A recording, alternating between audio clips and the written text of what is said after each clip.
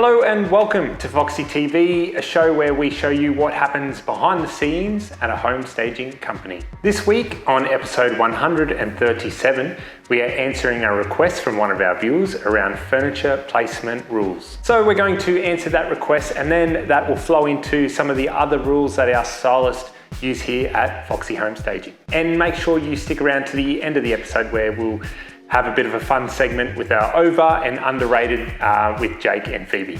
Okay, on to that request that we received, which was take us on a walkthrough of deciding on how to place furniture in a large family room or living room so it photographs best for listing. Here is Phoebe with her answer. All right, so most times we'll have two separate living spaces. We generally have a dedicated living space and then we have a combined space. And it's really important in most times that we can show that a combined space can have enough seating for the family to sit and either have a conversation or watch TV.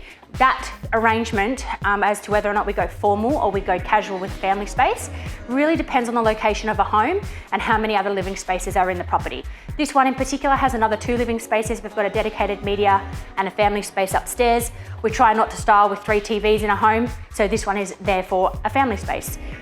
It works really well in this space. We've got a huge void in here. Like we've got expansive ceilings, really long depth here. So we've got the ability to play with bigger furniture. We've got a 2 meter long dining table in here, solid top, not glass top, which you won't see us using all that often. And then in this space, a nice big 3, almost 4-seater sofa. So you can see huge, big space. The arrangement for us, everything depends on how it looks from the entry point from where Cody's standing at the moment. So from the entry, from where everybody's going to see this room first, we will have the front of the sofa visible, so you can see all the cushions. We'll have primary artwork visible above the sofa, and then all of the accessories are going to be angled towards your viewpoint so that you get the full impact. Yes, when you're walking back out of the property, it's not as beautiful, but first impressions are critical for us to get it absolutely perfect. So that's why everything's angled that way.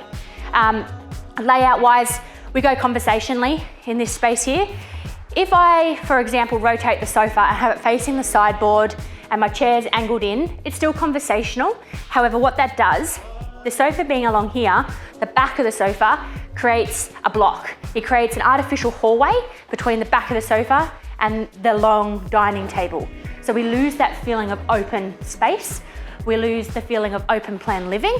So it's really important that we help to highlight functions and settings like that with the way that we arrange the furniture.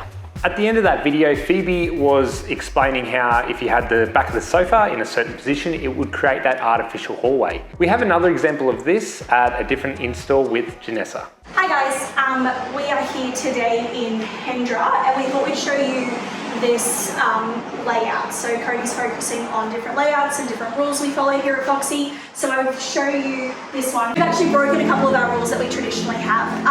Our main one I would say is probably the sofa placement. Traditionally, we would have the sofa underneath the on this wall here.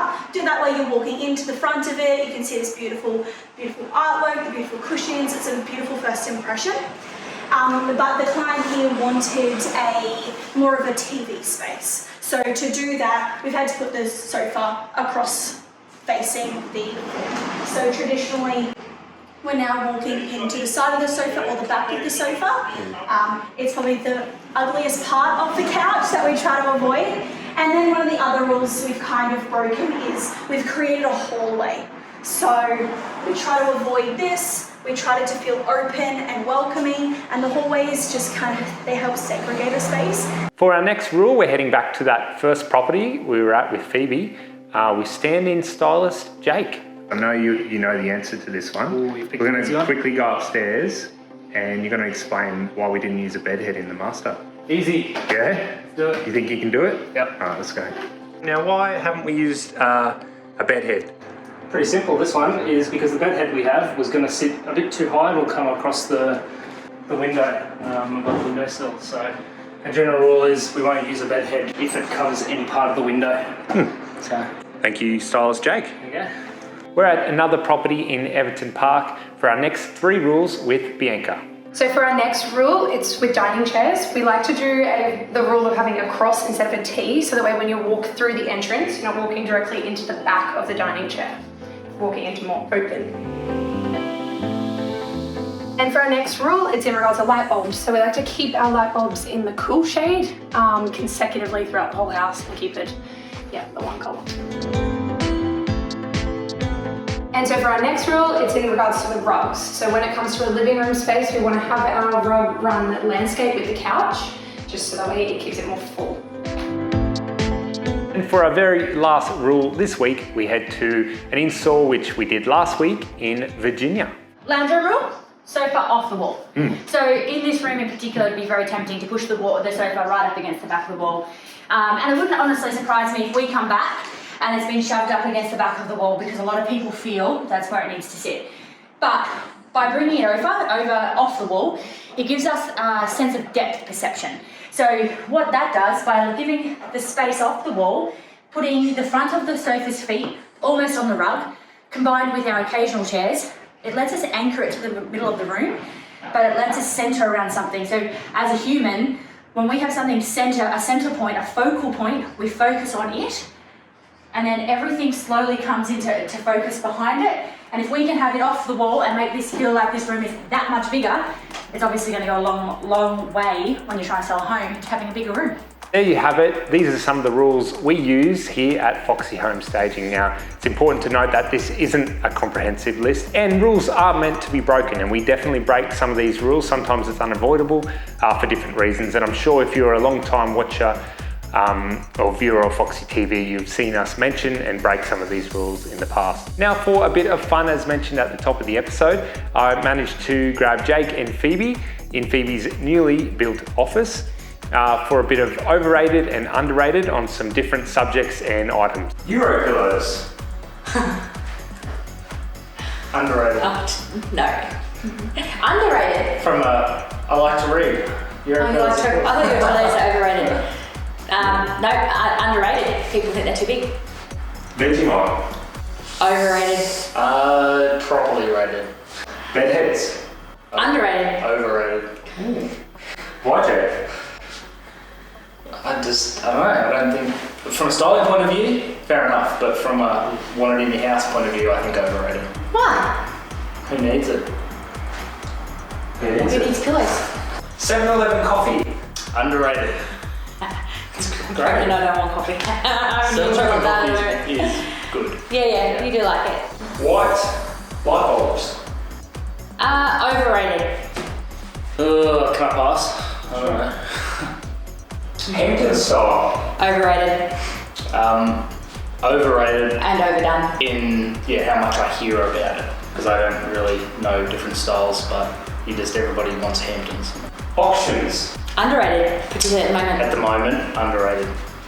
Sold signs. Overrated. Yeah, I'll go with that. Especially on Instagram or everything, the way that it's done. Depends what it's for. I mean, at the end of the day, it's, the whole signboard is about the agent's marketing. It's got nothing to do with the property. But do you need it all over Instagram? Overrated. Throw blankets. Overrated. Well, properly rated. I like them, they're great, they're always going to be used. Just not in our house. iPhones. Oh, overrated. Massively overrated. Way overrated. Not because they're not good, but geez, fanboys around here. Food at open homes. Overrated. Doesn't really happen that often, but when, Yes, it does. well, at least not when I've been there. Not that we've gone to many open homes recently, but It's a new thing. yeah, I don't know. Overrated. I haven't seen it, but if it's happening regularly, I would say overrated. Would you go and touch it? You wouldn't eat the food. I'd eat the food. Netflix. Overrated.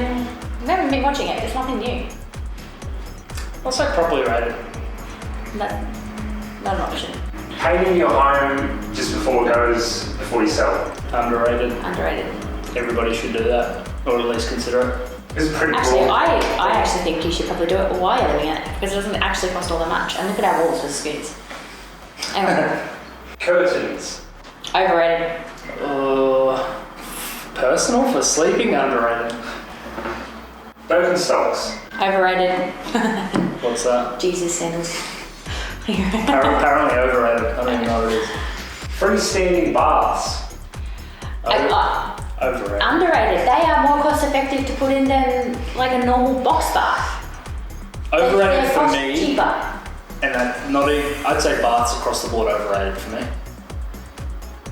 I've had a handful of baths in the last 10 years. What about your children? Put them in the shower. NFTs. Underrated. No comment. What's an NFT? Ducted aircon. Underrated. Yeah, probably right. It's awesome, but I feel like everybody knows aircon's awesome. Lamps. Underrated. Oh yes. Yeah, from a different answer for staging versus at home use. At home, I'd say overrated. We have them, and I've never used them. Having an office in your warehouse. Oh, underrated. How do you know? I'm sitting there right now. You've It's never lovely. used it. And time for one more segment here on this episode of Foxy TV, a bit of Q&A. I'm thinking of making this a regular segment, and this question comes from Laura on YouTube. The bedding and the pillows and the linen, what happens to that in a classroom? So in an integrated style, if the clients are sleeping in the beds, we purchase them the quilt cover and the matching standard pillowcases that they will sleep with. We then use their own doona cover, doona insert and pillow insert. So we don't supply those pieces, we use their pieces. We do hire in the Euro pillows, we hire in decorative cushions, coverlets and throw rugs, all those pieces, and they are returned to the warehouse afterwards. They are display only, they're not to be slept in, but the actual quilt cover, the sheet, if we provide a sheet, all those stay with the client. Two parts to it. A, it makes it so much easier for them. We buy them waffle weave or a quilted top or a seersucker one. Quilt cover is what I'm talking about. They don't crease during a sales campaign. They present really, really nicely and they keep it really stress-free for the owners.